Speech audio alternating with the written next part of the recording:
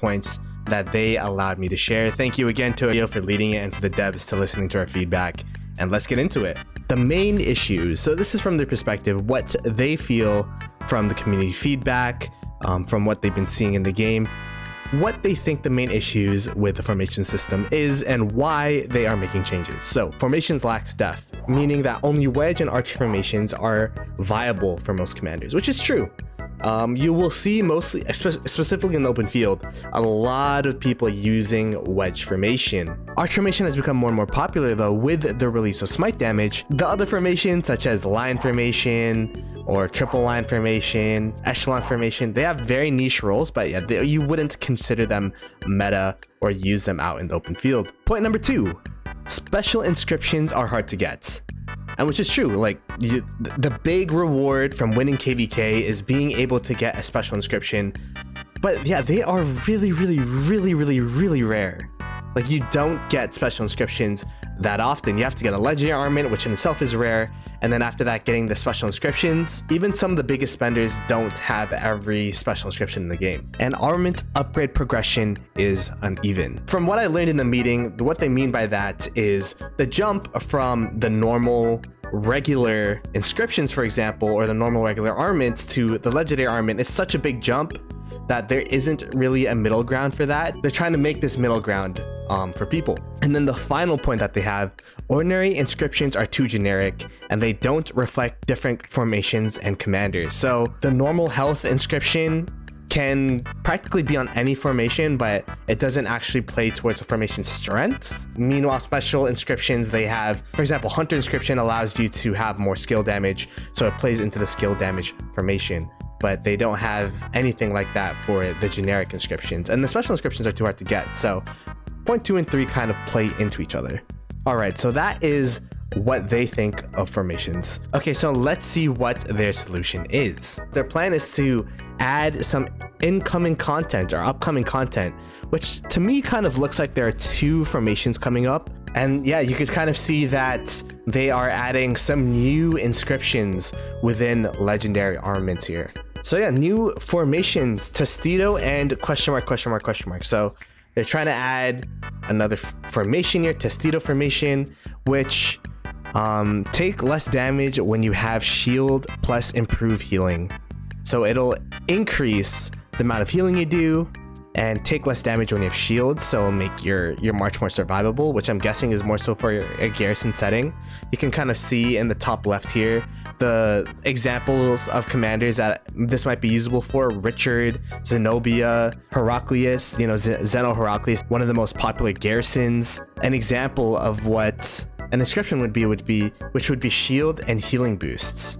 So there you go. That is information in the Testito formation. I'm not too sure how viable it'll be. It'll probably be more so for garrison leads. Moving on to the next slide here. So it kind of gives an example with wedge formation, different tiers of inscriptions. We currently have the special inscriptions and the common inscriptions.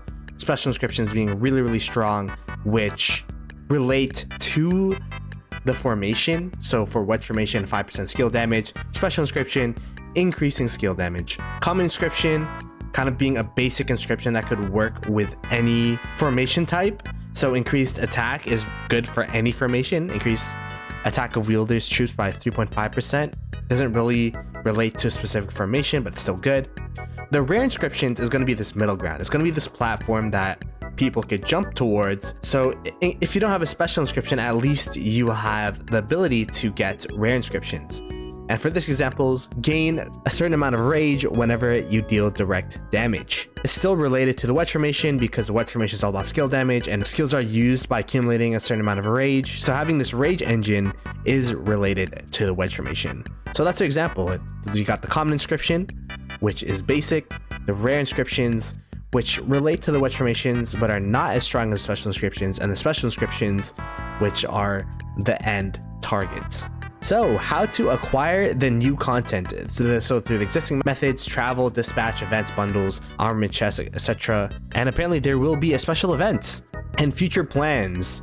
So they're going to see if any commanders or combat roles lack suitable formations, periodically add new formations for them, optimize, update announcements, and the experience of upgrading armaments, which is a huge point for me.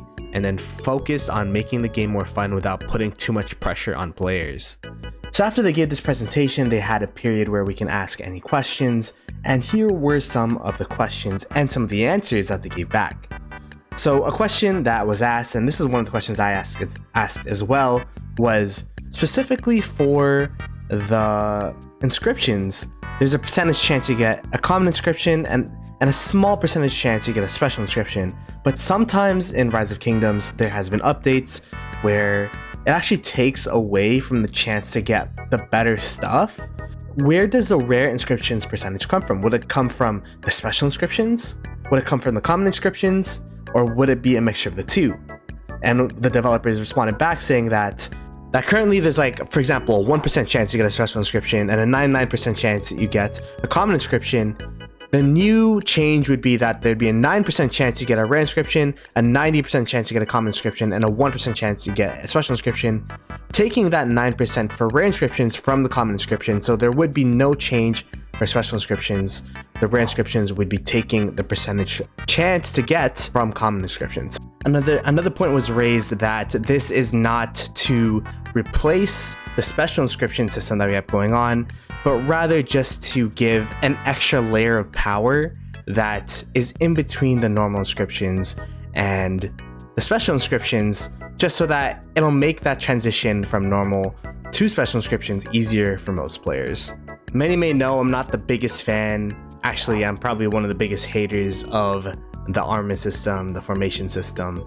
And honestly, this doesn't really answer too much of the questions that I still have, which is the randomness of the system, which is the lack of customization, the lack of... It just doesn't feel like a good system to play. It feels like if you don't get exactly what you want, then you are kind of screwed over and you have to throw away that armament. But I don't know, we'll have to see when the whole system comes out and if it'll be a positive change to the Rise of Kingdoms community.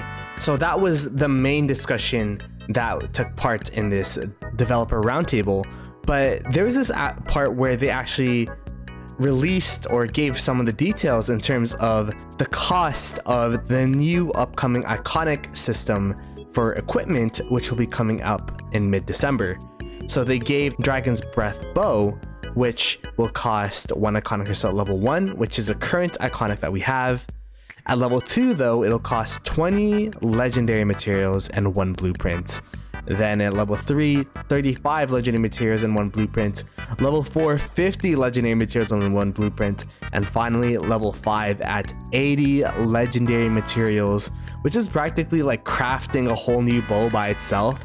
And of course, another blueprint. So 185 legendary materials and 4 blueprints to get iconic level 1 to 5 is an insane cost. And you have to imagine that will stack up. That's only 1 piece of equipment. We have 8 pieces of equipment per commander.